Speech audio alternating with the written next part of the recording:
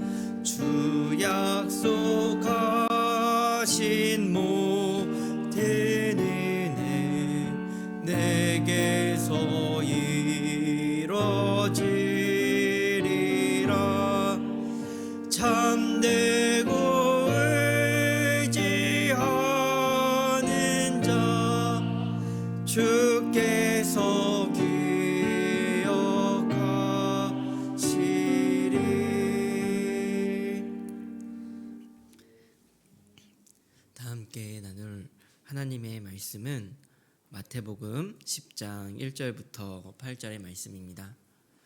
오늘 우리가 함께 나눌 하나님의 말씀은 마태복음 10장 1절부터 8절의 말씀입니다. 교독하여 읽도록 하겠습니다. 예수께서 그의 12제자를 부르사 더러운 귀신을 쫓아내시며 모든 병과 모든 약한 것을 고치는 권능을 주시니라. 12사도의 이름은 이러하니 베드로라 하는 시몬을 비롯하여 그의 형제 안드레와 세베대의 아들 야고보와 그의 형제 빌립과 바돌로메, 도마와 세리 마테, 알페오의 아들 야고보와 다데오, 하나나의 시몬 및 가룟 유다 곧 예수를 판 자라. 예수께서 이 12를 내보내시며 명하여 이르시되 이방인의 길로도 가지 말고 사마리아인의 고을에도 들어가지 말고 오히려 이스라엘 집에 있는 양에게로 가라. 가면서 전파하여 말하되 천국이 가까이 왔다 하고 병든 자를 고치며 죽은 자를 살리며 나병 환자를 깨끗하게 하며 귀신을 쫓아내되 너희가 거저받았으니 거저주라. 아멘. 오늘 우리가 함께 읽은 본문의 말씀은 예수님께서 12 제자를 선택하여 부르시고 그들에게 사명을 부여하셔서 다시 보내시는 장면을 볼 수가 있습니다. 오늘 여기서 예수님께서 1절에서 말씀하신 부르다라는 것은 이제 처음으로 제자를 불렀을 때의 그 부르심이 아니라 소집하다의 의미, 그러니까는 이미 제자로 따르던 자들을 다시 부르셔서 세우시는, 그리고 다시 보내시는 모습으로 볼 수가 있습니다. 예수님께서 수많은 무리 가운데에서 12명의 제자를 선택하여 부르시고 그리고 사도로 세우시며 그들에게 사명을 주셨습니다. 그러면서 그들을 다시 보내셨습니다. 예수님의 부르심과 보내심의 사건이 오늘 본문에 기록되어 있는 것입니다. 오늘 우리는 예수님의 부르심과 보내심의 사건을 통하여 그것을 가지고 함께 묵상하며 나아가고자 하는데요. 부르심에 의지하여 오늘을 살아가자라는 이러한 묵상으로 우리가 함께 나누고자 하는데요. 첫 번째 우리가 함께 먼저 나누고자 하는 것은요. 누가 부르셨는지 기억해야 한다라는 것입니다. 사실 오늘 이제 마태복음 10장이 있기 전까지의 이제 전체적인 흐름을 보자면 마태복음 5장부터 7장은 예수님의 산상수훈이 기록되어 있습니다. 예수님의 가르치심이 있고 예수님께서 이제 천국 백성, 하늘나라의 백성이 정말 어떻게 살아야 되는지를 가르치셨는데 그 가르치심은 굉장히 놀라운 것이었습니다. 일반적으로 유대 나라에 있던 바리새인이나 서기관들의 가르침과는 다른 정말 하나님의 아들로서의 권위가 드러날 수 있는 가르침이었습니다.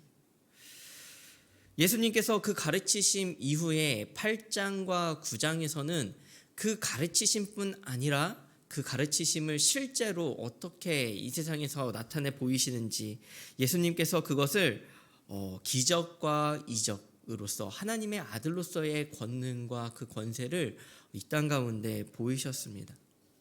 그리고 마태복음 10장 오늘에 이르러서는 자신이 행하셨던 그 모든 동일한 사역을 행할 수 있도록 그 동일한 권세를 제자들에게 부여하시면서 그들을 보내시는 장면이 이어지고 있는 것입니다. 마태복음 10장 1절은 이렇게 기록을 하고 있습니다. 예수께서 그의 12 제자를 부르사 더러운 귀신을 쫓아내며 모든 병과 모든 약한 것을 고치는 권능을 주시니라. 자신이 하셨던 가르침 그리고 자신이 하셨던 기적을 행할 수 있는 권능을 제자들에게 부여하시는 모습을 정확하게 볼 수가 있습니다. 이러한 놀라운 권능이 어떻게 제자들에게 임할 수 있는 것이었을까요?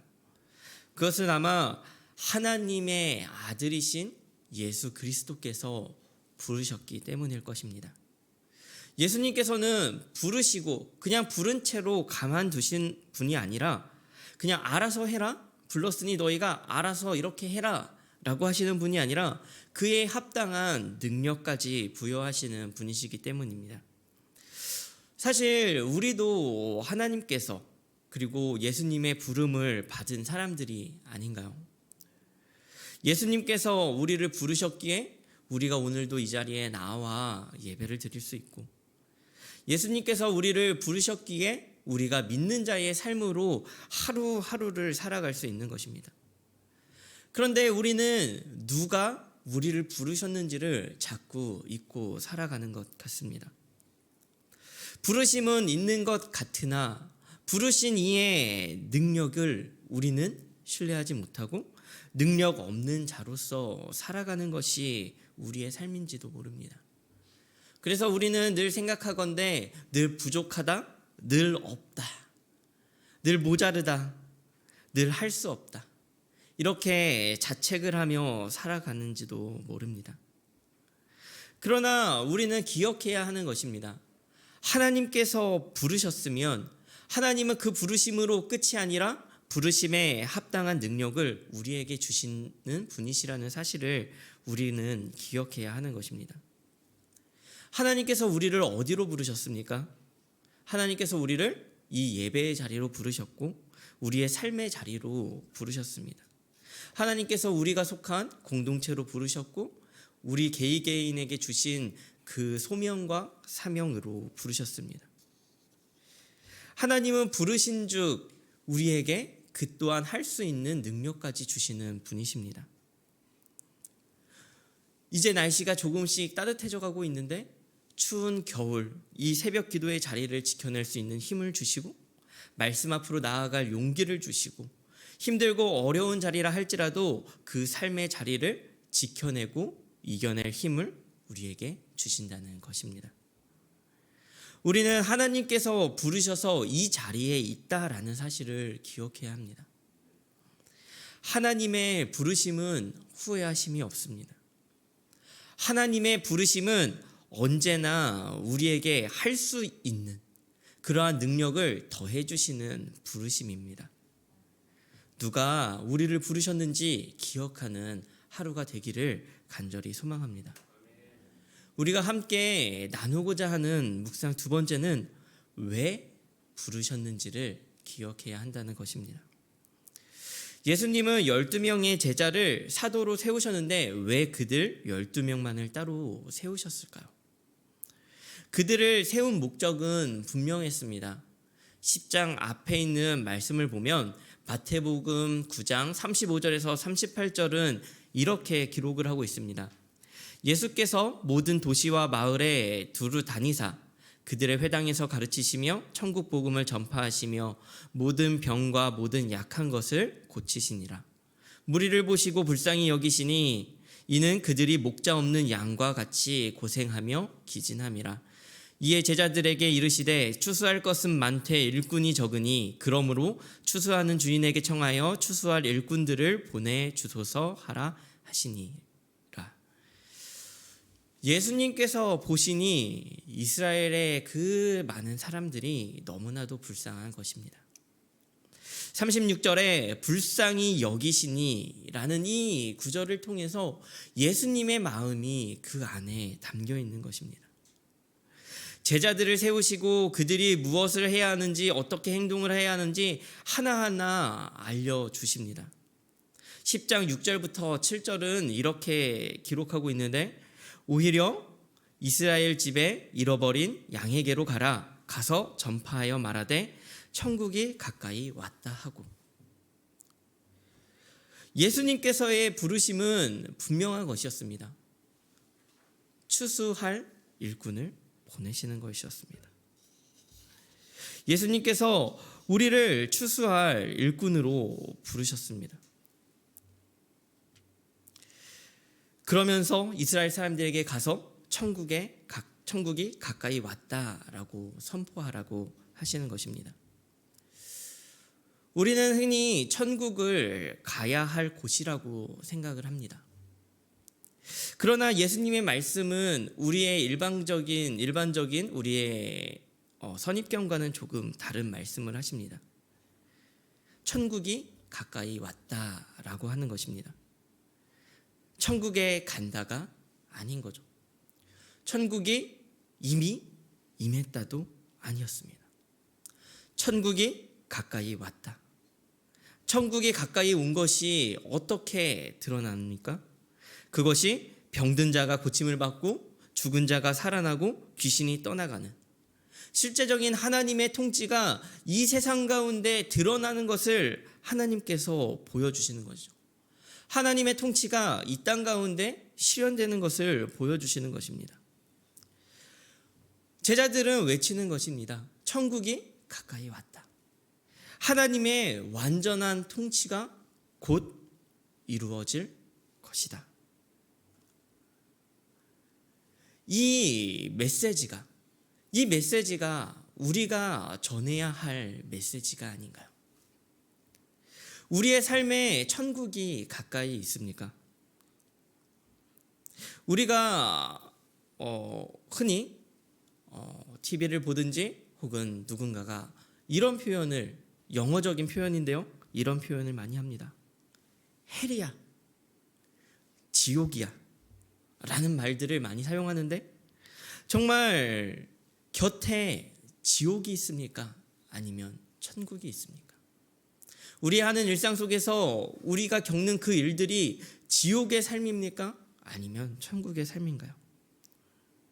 예수님께서 우리를 부르심은 천국이 저 멀리 있는 것이 아니라 이 땅 가운데 천국의 삶을 살아내라고, 그 삶을 보이고 살라고, 그 삶을 증거하라고 부르신 것 아닌가요?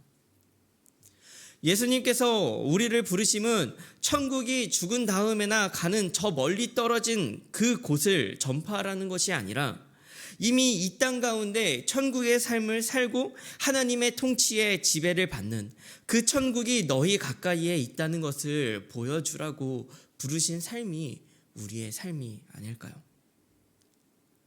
하나님은 우리를 부르셨습니다. 그리고 추수할 일꾼으로 우리를 부르신 것입니다. 그것은 단순히 해야 할 일이 아닙니다.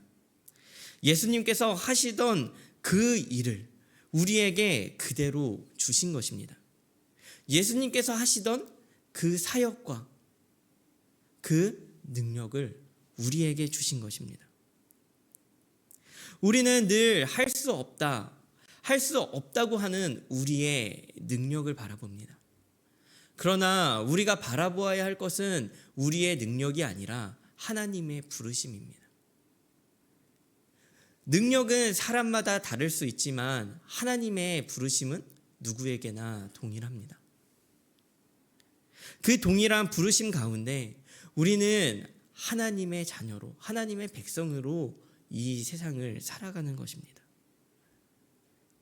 우리가 이 땅에선 일하고 저 천국에 가서 좋은 부귀영화를 누리는 삶이 아니라 이 땅 가운데 살아가며 천국을 누리는 삶, 그것이 우리가 나아가야 할 삶입니다. 하나님은 우리에게 이 땅을 천국처럼 살아갈 수 있도록 부르셨고 그 능력 또한 주셨습니다. 우리가 할 일은 그저 누가 부르셨는지 기억하고 왜 부르셨는지 기억하며 오늘 하루를 믿음으로 살아내는 것입니다. 그렇게 오늘 하루를 살아내시는 우리 모든 성도님들이 되시기를 간절히 소망합니다. 우리 함께 말씀을 기억하며 기도했으면 좋겠습니다. 우리 첫 번째 기도하실 때는 하나님의 부르심을 기억하게 해달라고 기도했으면 좋겠습니다. 누가 부르셨는지 왜 부르셨는지 기억하고 부르신 하나님의 뜻과 마음을 담아내는 하루를 살아내게 해달라고 기도했으면 좋겠고요. 둘째로 기도하실 때는 천국이 우리 곁에 있음을 증거하는 삶이 되게 해달라고 기도했으면 좋겠습니다. 세상이 알지 못하는 기쁨과 소망, 하나님께서 함께 하시는 그 우리 안에 평안한 그 마음으로 우리가 하루하루를 믿음의 여정을 살아가게 하시고 그것을 통하여 누군가에게 전파할 수 있는 우리가 제자요, 우리가 그 사명자로 이 세상을 살아갈 수 있게 달라고 기도했으면 좋겠습니다. 마지막으로 교회를 위해 기도하실 때는 훈련반을 위해 기도했으면 좋겠습니다. 제자 훈련반과 사역 훈련반을 통하여 예수님을 닮은 참된 제자들이 세워지게 해달라고, 제자로서 잘 서나갈 수 있는 우리 모든 훈련생들이 되게 해달라고 하나님께 기도하며 나아가도록 하겠습니다. 오늘 하루 기도하며 나아가도록 하시겠습니다. 기도하겠습니다. 하나님 함께하여 주옵소서. 오늘 우리의 삶 가운데 주님께서 함께하여 주옵소서. 하나님의 부르심을 기억하고 의지하며 살아갈 수 있는 하루가 되게 하여 주옵소서. 하나님, 우리는 자꾸만 있습니다. 우리를 부르신 그 부르신 분이 누구신지 자꾸만 있습니다. 하나님, 우리를 이 땅으로 태어나게 하신 분도, 하나님, 우리를 이 땅 가운데 살아가게 하시는 분도 하나님이시고, 우리를 우리의 공동체 가운데로 부르신 분도 하나님이시며, 하나님, 우리의 모든 자리 가운데 부르신 분도 하나님이심을 우리가 고백하며 나아갑니다.